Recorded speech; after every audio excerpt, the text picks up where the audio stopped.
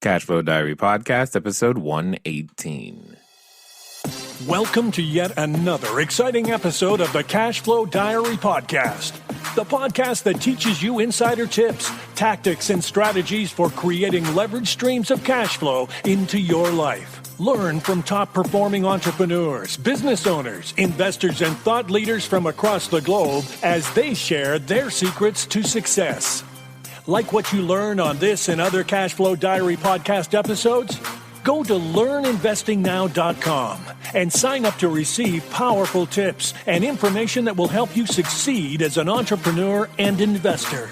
Now, here's your host, investor, entrepreneur, business owner, educator, speaker, author, and master facilitator of Robert Kiyosaki's cash flow game, Jay Massey. Hello, guys. Considering today's episode, sometimes I'm thinking we should call this Where in the World is Jay Massey? So what we're going to do is something we've done before, as you guys are getting familiar with, I'm sure. I go around talking from time to time, and when I get the opportunity to do that, I definitely enjoy it, love to record it, and occasionally I say things in a different way that helps the audience understand the concepts, and most importantly, helps you guys understand the concepts so that you can go out there and use them and become bigger, better, better investors, as we have always said.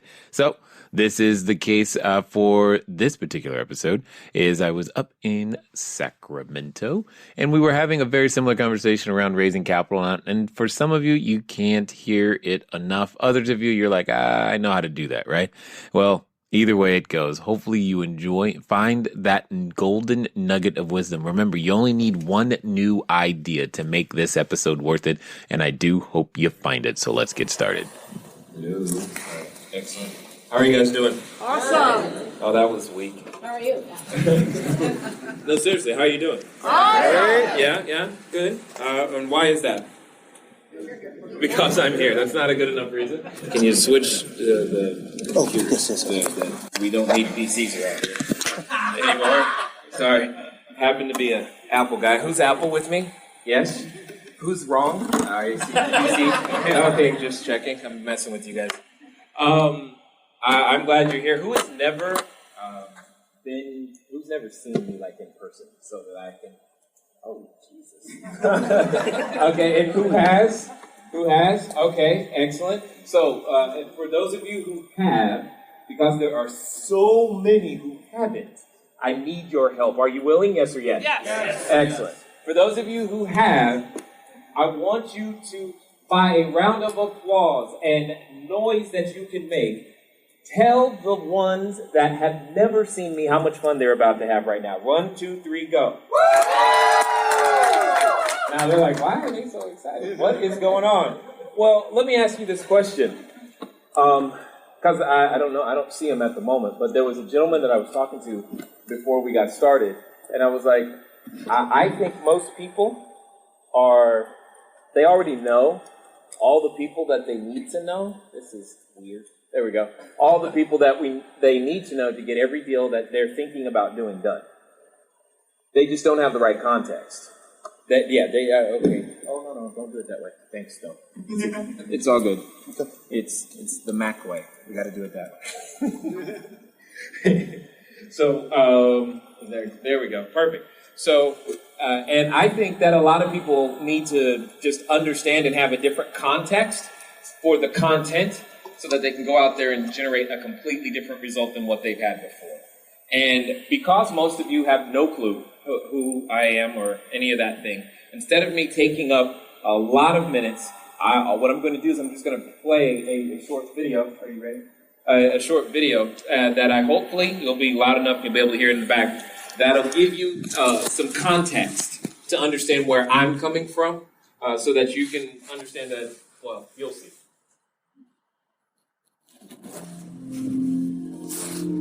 How I got into real estate, it's rather an interesting story.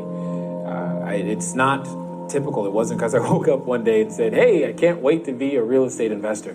For me and my wife, it was kind of different. A few short years ago, I was a financial planner doing, financial planning stuff, and I enjoyed that. I love helping people. That's what I learned from being a financial planner. I also learned that I could take something that is perceived to be complicated and make it simple. Well, that was good. Some of the challenges, though, was that my wife, when she's pregnant, she has a condition known as hyperemesis. And if you've never heard of that, I don't blame you, because I hadn't heard of it until it happened. We were in a situation that we were unfamiliar territory, all of a sudden, immediately. It simply means she couldn't eat or drink while pregnant.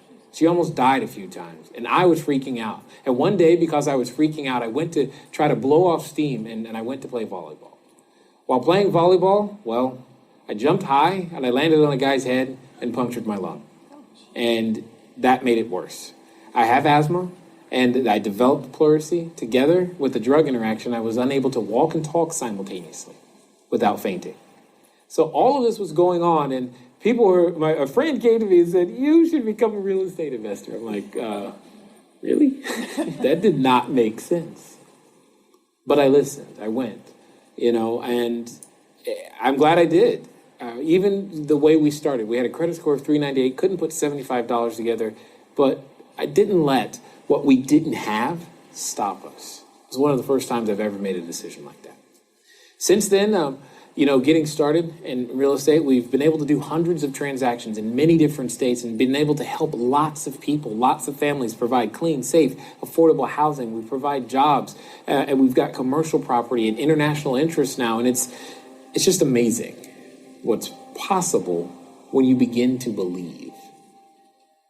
And that's kind of, I think, what I want to say, is that maybe now it's time for you to begin to believe, because you never know what you're going to be doing. You don't know that you could meet the very person that is your role model. You don't know whom you're going to be able to impact. But here's what I do know. Your story's not over. Take it one day at a time. Because you don't know who you can become until you're forced into a situation to try. I just wanted to feed my family. That's all my goal. I just want to eat. I want to make sure my kids eat. I want to make sure that we have, occasionally get to go have some fun, get to go do some things. I don't think that's asking for too much. But now it's turned into more. I've been able to help lots of people, either one-on-one or our group sessions. I've been able to help people get their first properties. I've been able to help people get their first single-family houses, multi-family houses, and many have even invested with us in various different capacities. A few years ago, I promise you, I would have never had that thought, that this would be what I was doing. But it is. I guess it's worth beginning to believe.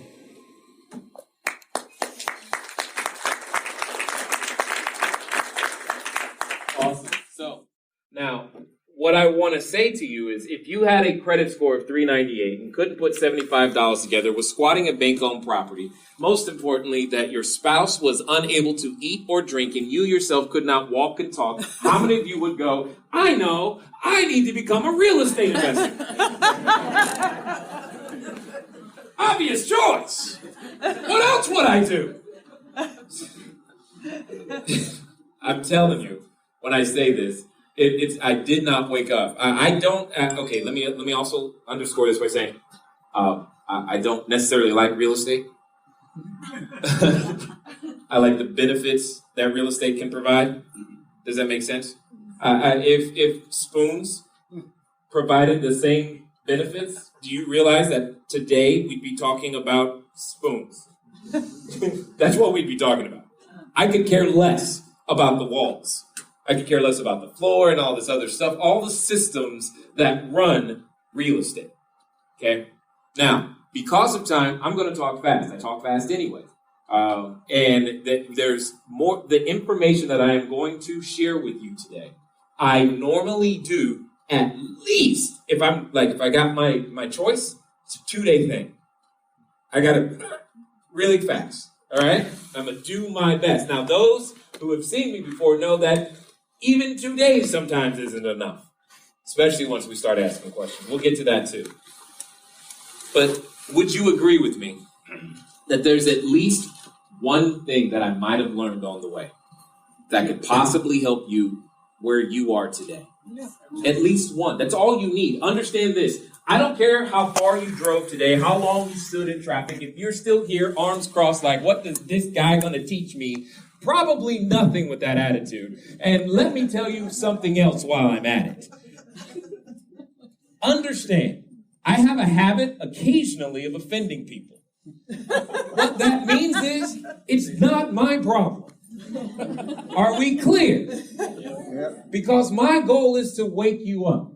Because when your family is on the line, newsflash, it is.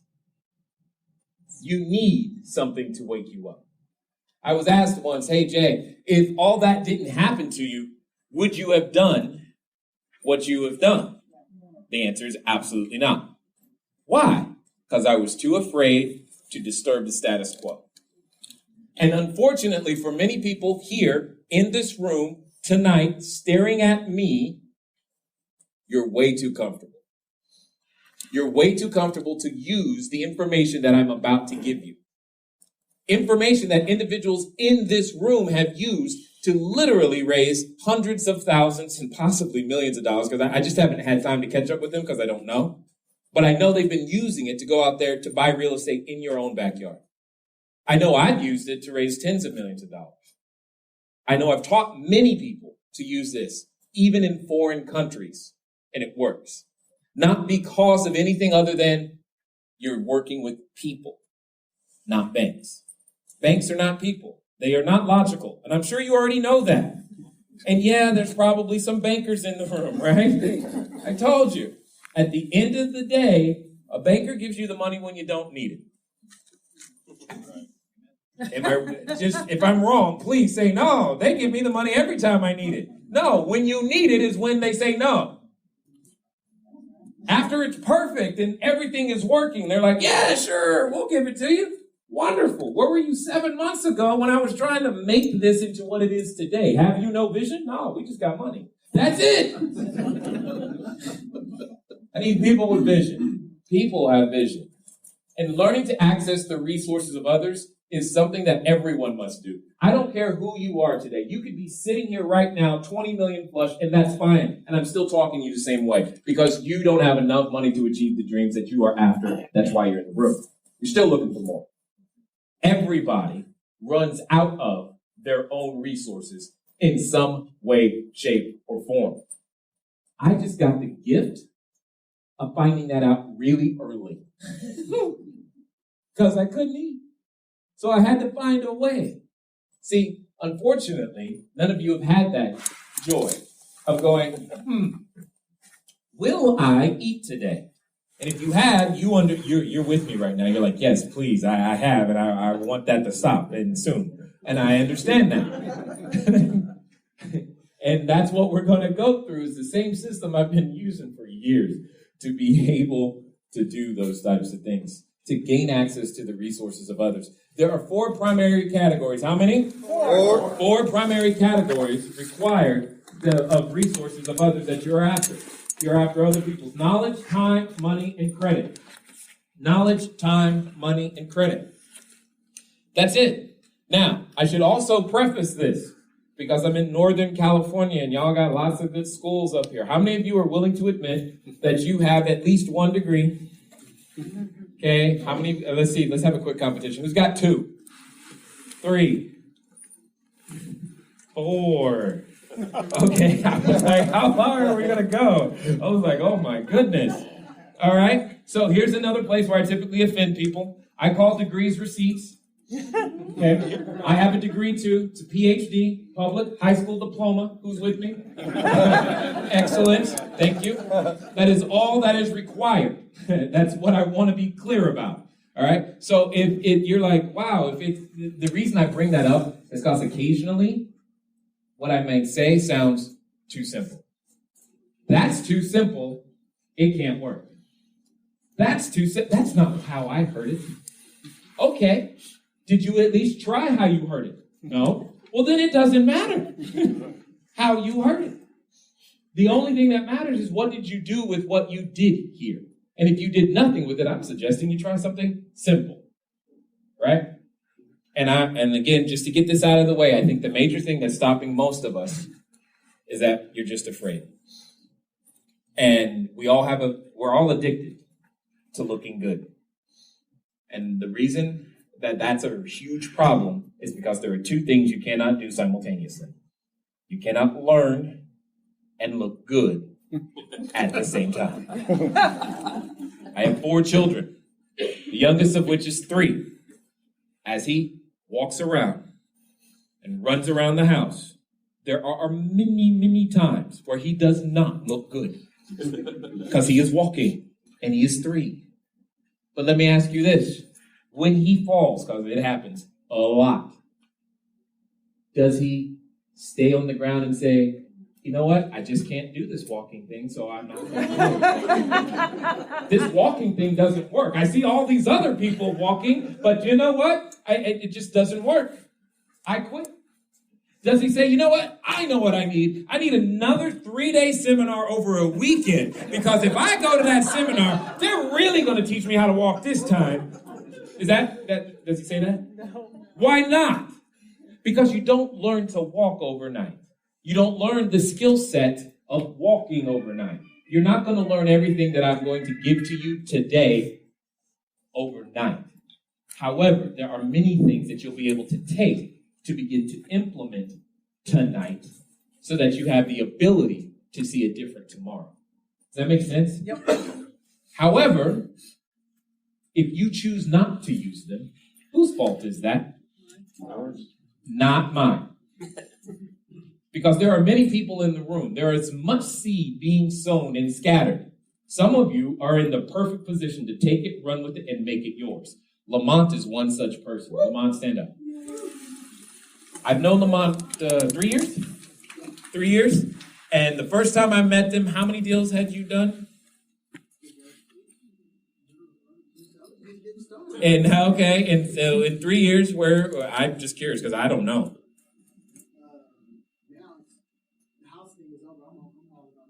He's like, houses are boring now. I'm ready for apartment buildings. Oh, yeah. Yeah, exactly. And what did you just put under contract? Exactly. Thank you. Candace is another such person. Candace, stand up. And 3 years as well. I'm just curious, how many deals? What's that? Yeah, they were in the same room, in fact. That's right. How many deals had you done when I first met? At that time, none, and I had made you a promise that within 30 days I would put in my first offer, and I put in 3 days before the 30 days, I wanted to throw up. Excellent. And now, how many? Oh, God. I mean, hundreds. It's like, why bother counting? Yeah. Why bother counting? It's part of who you are. Do you understand what I'm saying? Were there other people in that room with you at that time? Yeah. Are those people... About 100 people, and you said, in a year from now, 90% will be gone. What I heard was, cool, I just have to not quit, and I beat 90% of you. Yeah, pretty much. That's unfortunately true. Thank you very much. Now, here's my point. Yes, give him a round of applause. I don't know why they come back. It's the same stuff. But they're here. So maybe there's something different. But that should also be a message for you. Because you can't just be the right person, at the right place at the right time. You got to be the right person. Does that make sense? Mm-hmm. And some of you aren't the right person yet. Some of you have that question in your head. Hey, Jay, will this work for me? And my answer to you is no. Because the person you are today isn't capable of using what we're about to give you. So you can't just have an expert tool. You must know how to use it expertly. Which means you must become an expert in the middle. And remember, every master was once a disaster. Okay? And that's okay. You gotta start somewhere. Once you start, stay started. Okay?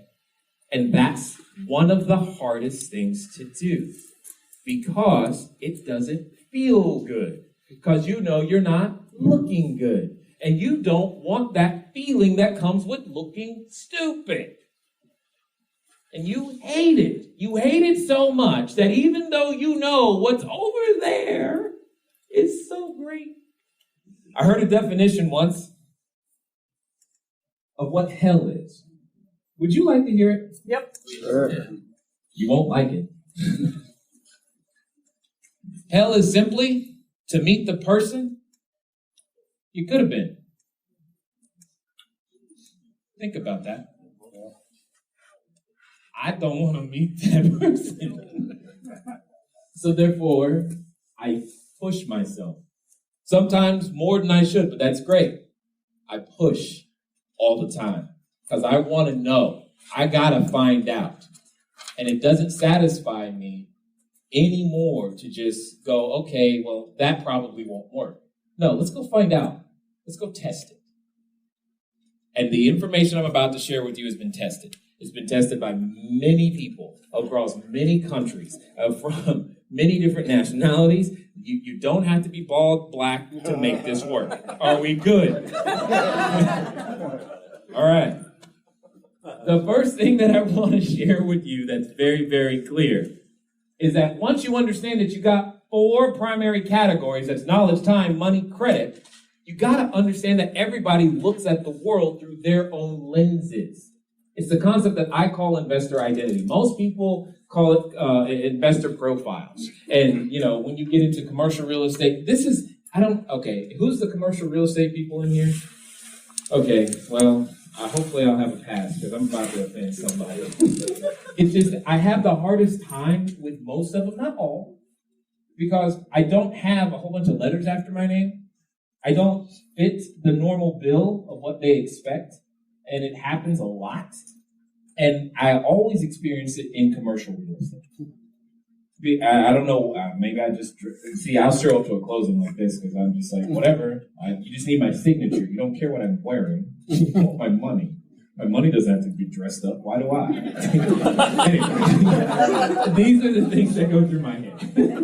I don't know, maybe your head is different. But, and so my point here is understand whom you're dealing with.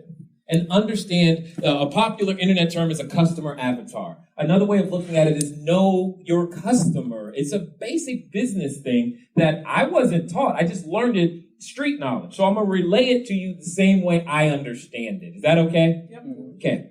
How many of us are familiar? Now remember, we're talking about an investor identity. You are that primary investor I'm talking about first. How many of us are familiar with the store by the name of Walmart? Right? Excellent. How many of us are familiar with the store by the name of Target? You know Target? Yep. Red Circle Boutique? Yep, absolutely. And how many of us love Nordy's, also known as Nordstrom? Excellent. Right? Now, does Walmart, Target, and Nordstrom, do they sell anything that's the same? Anything? What? Shoes. Shoes, really good example. What else? Clothes, absolutely. Now, did I just say go buy your shirts at Walmart, Target, or Nordstrom? No, so don't interpret that, okay? But all I'm saying is that they all sell something similar. Here's my point.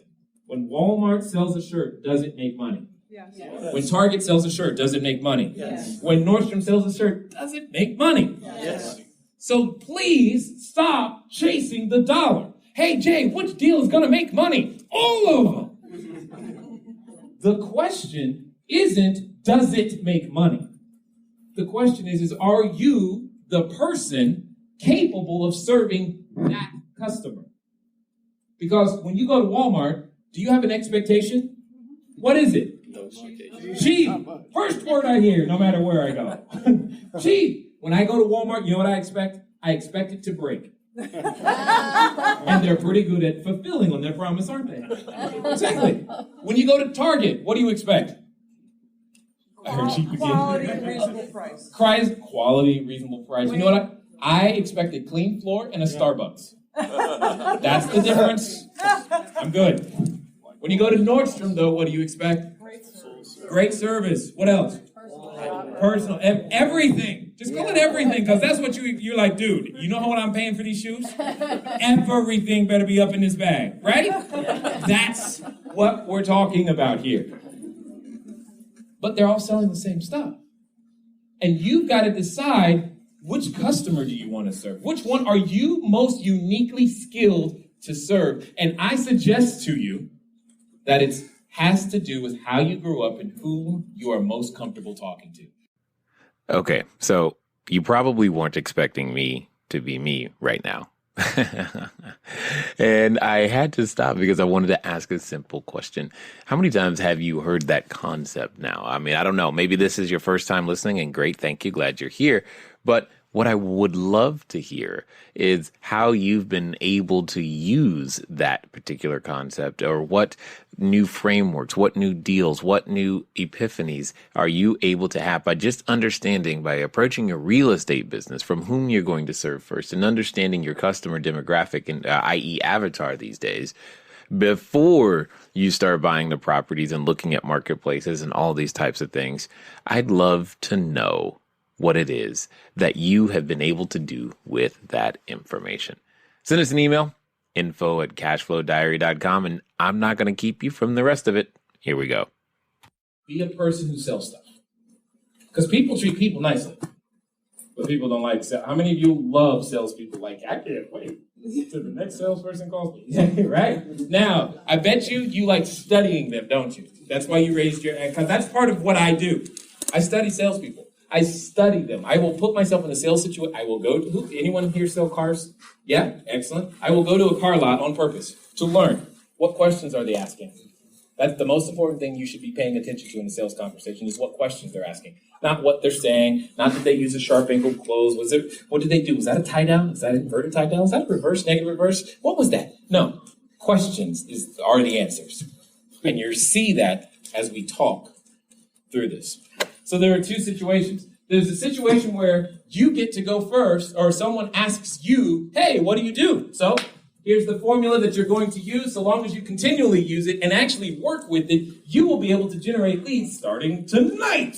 Because I hear that normally after this, you guys like keep talking and never want to go home. Cool. So here you go. And now here's the fun part. All of you are going to be knowing what each other is doing, which is great. It's just going to make it that conversation is that much more easier. Because how many of you are willing to admit that you are naturally an introverted person, and like coming to places where you don't know people is like, too much? Guess what? Me too. You're like, Get introverted and staying that way means broke. Therefore, I learned to change because I wanted to eat. That meant I had to come and deal with people. That's you, by the way. Now, I've learned to make it fun for me, right? I've learned how to be me and still do it, and that's the most important part. So here's the formula. It's I. Candace? She's like, no, don't do that. Action verb. She's like, don't do it. Don't you know my blood pressure? If we had her hooked up like to an EKG right then, she was like, you've seen something. I know. It's I. Action verb. Target market. And I. Action verb. Target market. Benefit. So they can benefit. Now, how many of you right now are wondering, why did he bother with all those colors? And that seemed complicated. Yeah, right? Because my intent is to make sure you leave here with the information retained. Studies have shown that if I use multiple colors on a white background, specifically 4, red, blue, green, and black, you'll remember more of this and be able to use it later. That's what I care about. I don't care that you remember me. I care that you remember this, because this is what's going to begin to make you money. I, action verb, target market, benefit, so they can benefit. What does that sound like? What does that mean? Someone give me a profession. Any profession, I don't care. Doctor. I show doctors how to leverage their existing KEO plans so that, how to leverage their existing KEO plans using real estate so they can finally quit worrying, will they have enough money for retirement? Give me another profession. Investment banker. Excellent. I show investment bankers how to actually not only use their money, but also their clients' money in new creative strategies and alternative investments outside of paper assets so they can finally be of real use to the general public.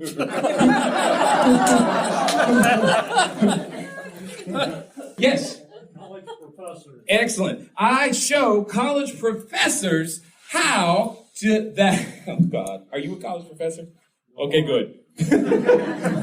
I show college professors the benefit of real knowledge applied so that they can finally help their students achieve something worthwhile. Good for you. Now, all I did is, do you understand? That's all. I can do this with even businesses I know nothing about. It doesn't matter. I had one lady say, I'm a clothing designer. I'm like, oh, this is going to be hard. But let's figure it out. And we did. And at the end of the day, you need a quick way. How long should that take you? Seconds. Elevator. Seconds. You can use it all the time. When someone asks you, what do you do? How many of you have been freezing going, and then or you respond and talk for like ever? You want to be able to tell people as quickly as you possibly can what it is that you do. And now you're thinking, well, Jay, what if I just met them and I don't know? Okay, here's how you handle that. When someone comes up to you, like later tonight, hey, what do you do? And you're like, what did Jay say? Where's my notes? Right? And you don't know anything about them. You don't know. What do they do? You're like, that's an interesting question. Why do you ask? That's a very simple sales technique called a softening statement with a reverse. It's very simple. I just put the two together. The softening statement is, that's an interesting question. Why do you ask? Because you don't have enough information to be able to tell them yet. You don't know who they are. You don't know what benefit that you provide that might be of interest. And here's how you end this. After you go through this, you're going to say, hey, do you know anyone who might be interested? I'm using these words strategically and on purpose. Anyone who might be interested in a product or service like that. Because if they are interested, they will raise their hand. If they are not interested but know someone, they will let you know, and you'll get a referral. Always. I've now created a possibility of 2 yes situations and then 1 no situation, as opposed to a yes or a no. And at the end of the day, I don't care what I get. I just need to know. And even if they say no, I got more after that to make sure I get something from that conversation. Because as an introvert, the fact that I opened my mouth was hard. I was going to get something for opening my mouth, and I was going to work until I got something, because I could not bear the thought of walking away from this conversation and having to start another one. So I had to figure this out, and this is the beginning. When you get to go first, when you get to ask them first, I'm going to give you the same question that I've always used. Please don't change the words at all. None of them. Use it exactly as I'm going to say it. It's simply, have you ever considered getting involved in real estate investing? That's it. I didn't say, have you ever considered doing a real estate investment? Have you ever considered real estate? I didn't say, have you ever thought about? No, I'm telling you, words create pictures. Period. For example, I say the word school. Some of you right now are thinking about that hot teacher. Others of you are thinking about that boy, the one that threw the rock at your head. Others of you are going, they didn't play with me on the playground. And I'm thinking about my kids going to school. Words create pictures. When you use the wrong words, you create the wrong pictures. And one of the challenges that we have as communicators, because that's what you are doing, is communicating. You got to communicate your idea. What you are doing is communicating your idea. If you fail at communicating and creating the proper picture, it's your fault. This is why we pay novelists who write fiction a ton of money. It's because they create the same picture in millions of people's minds. They get paid a lot for that. Being able to know how to create a picture with words. And you do too. They just come out of here, as opposed to being written. Have you ever considered getting involved in real estate investing? Those phrases there. What is the likelihood at some point that somebody considered it ever? It's pretty high. But is it possible that someone hasn't? Yes. Do you care what the answer is? No. Because you're going to respond with the same 2 most powerful words in the English language, in my opinion. And those 2 words are simply, really? Why? I don't care what they say at this point. Men in the room. This is the only time you are allowed to not listen. After you ask really why, all you're doing is listening. Ladies, don't you wish he was here tonight? My point is, really why? You're like, how can the same 2 words be used to communicate in so many different situations? So I'm going to ask you to participate with me by closing your eyes. What I'm going to do is I'm going to say the same 2 words to you 7 different times. And you tell me if they don't create a different picture in your mind. Here we go. Really? Why? Really? Why? Really? Why? Really? Why? Really? Why? Really? Why? Really? Why? Open your eyes. Any two the same? Different emotions each time? Same two words. My point is that when you are listening properly to what the other person says, those same two words with the correct inflections will communicate that you are listening and that you care, which is the number one fallacy of most salespeople is they don't care because they're looking at you with a $sign stamped on your head. Remember, be a person who sells stuff, not a salesperson. So when you begin to communicate, who cares? Friends. People. People care. Friends help. I talk to you. And that's what you've got to do. Lower the walls. The better you get at lowering the walls, the more this will work for you. Now, I'm going to give you another visual graphic example just to make my point. And it's unfortunate that she's all the way in the back of the room, but that's okay, Megan. If you could begin to make your way towards the front of the room, you are uniquely qualified for this example. And yes, I'm serious, and yes, now. Thank you. Everyone give Megan a round of applause because she doesn't know what's about to happen. Here's my point. My point is there are walls that we have, we don't even realize, and we step into this real estate communication world, and we're trying, oh, my left over here, please. And we're trying to communicate to people, and we don't even understand the effect we're having on people. Now, how many of you have noticed in the few seconds that she's been up here that I'm a little taller? You saw that? Yeah. Is that clear? Yeah. Is that obvious? Okay, and that's why she's uniquely qualified for this particular example. It's because whether you realize it or not, men, this is huge for you. We men, we tend to talk to people straight on and look. What did she do? Backed up. She backed up. You know why? She's got to. I'm huge in relation, and it's intimidating. She's like, but all you're doing is talking to her, and you're not thinking about it. And heaven forbid, should you get excited and start moving your hands? She's like, It's happened to me so many times. yes, she's not hearing you. She's like, oh my God, please. She can't hear you. She just can't hear you. She may be interested, but she can't hear you because her walls are up. She's thinking about something completely different. Her eyes are glued on you just to make you know how like a prey watches predators come after it? That's what's really happening here. And just understanding, watch this. By talking to her this way, it's more comfortable for her. And that's what I've got to be conscious of. I have to be conscious that I'm taller, that the news media tends to portray tall, bald, black guys a certain way. I have to be wary of that. So you don't see me in a hoodie, do you? All I'm saying is I've got to use everything I have to my advantage. And if I know this and I see, I got to recognize that and go, okay, well, I'm going to just sit back and be this way and talk to her. Notice the difference in the tone of my voice. Did you hear that? That's also, all of this is to get her to treat me as a person, to not be afraid, to not have walls up, because walls mean no sale. That's what it means. You've got to be aware of that. Same thing, the reverse is true.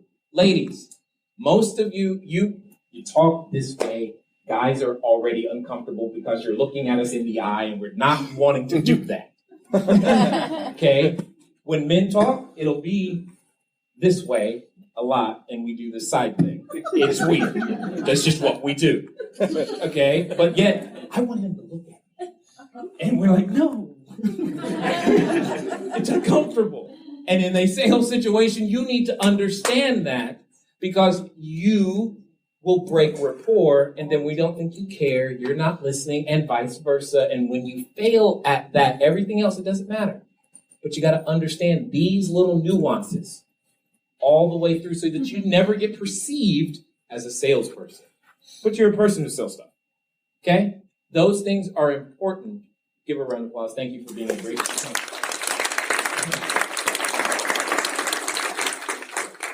Now, the next thing you need to understand is everybody that you're talking to that you want to invest in your deal isn't a potential for your deal. You think everybody, just because they were unfortunate enough to actually stop and listen to you, that you got to tell them everything. Wrong.